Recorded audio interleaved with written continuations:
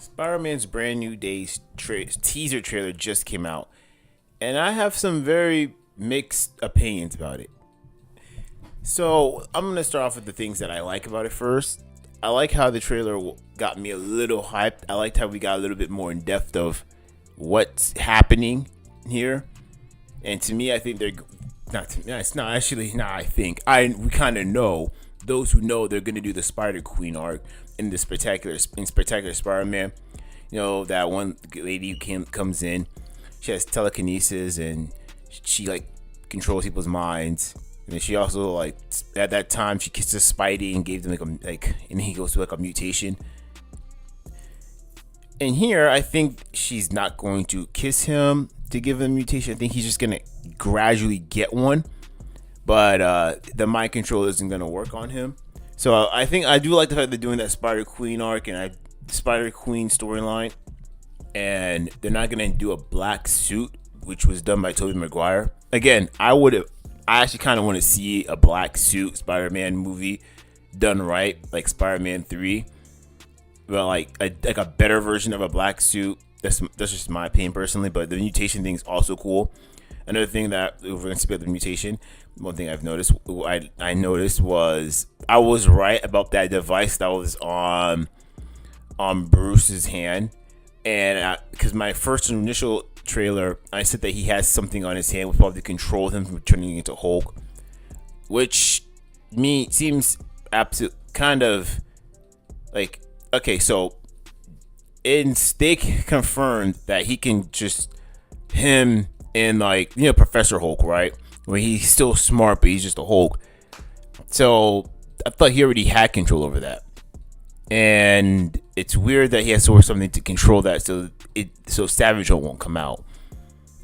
Again, I guess nobody liked Professor Hulk, so they're like, all right, we're just gonna make it. They're probably gonna explain what happened, and they're gonna make up something, so this way they can have an excuse to have Savage Hulk back. And for those who are wondering, I thought he could just transform into Hulk anytime. If anyone who watched Thor Ragnarok would know that he was Hulk for so long that he didn't turn back, and he was kind of scared that he won't turn back into Banner. So yeah, that's just one kind of narrative thing about Hulk. Now, after just saying those few things I do enjoy, there's a few things I dislike. Number one. This is the biggest dislike, and this is gonna be the biggest dislike about this whole trailer. I kind of know what this whole movie is. I kind of feel like I've already watched the movie already. Like, this trailer basically just told me everything. The only thing it just didn't do was it didn't show off the Spider Queen, but you got to see her powers and the mind control. It's almost like if you don't know who this is, then you're gonna be surprised. But for anyone who would know who this is, and it just kind of seems when a movie trailers kind of shows you almost the whole movie, it just kind of means that the movie's not going to be that good. Because I remember in Batman vs Superman, they released that one teaser trailer, and they practically showed the whole movie. And here I'm seeing that they're doing it here. I hope I'm wrong, because I really want to like this. I really want to like this Spider-Man movie.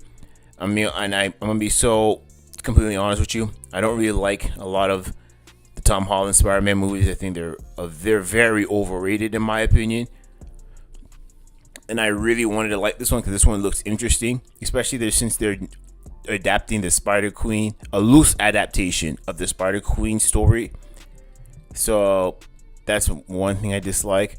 Number thing I'm also gonna dislike was the Punisher is gonna be here, which this movie's not rated R, so it makes it weird having the Punisher here. And for those who don't know, you know who Jackal is, Punisher, Spider Queen. Very kind of another side villain that's coming in. Also, I don't want to feel like this. I don't want this movie to feel overly clustered. That's number two. Those are only the two big complaints I have. Like, I think the Punisher being here, I get why, but this movie should be rated R because I honestly don't think Frank Castle is going to be used that much in the movie, because you can't have Frank Castle in this movie in a PG-13 movie for a lot of scenes. Let's just be honest here. If you watch that one Punisher show, if you watch the Punisher the series, you know why. And those are like the only little gropes I have about this whole thing. I really want this movie to be good. I really want to come into liking this movie. But again, like I said before, I'm iffy because again, before if they're showing so much of the trailer, kind of tells me that the movie isn't gonna be that great because I kind of know what's gonna happen. If the trailers kind of tell you what this movie is, and I kind of get the sense you watched the movie already, I don't know. And for all those who think it's gonna be a Gray Hulk, guys, you do know there's no Gray Hulk in this.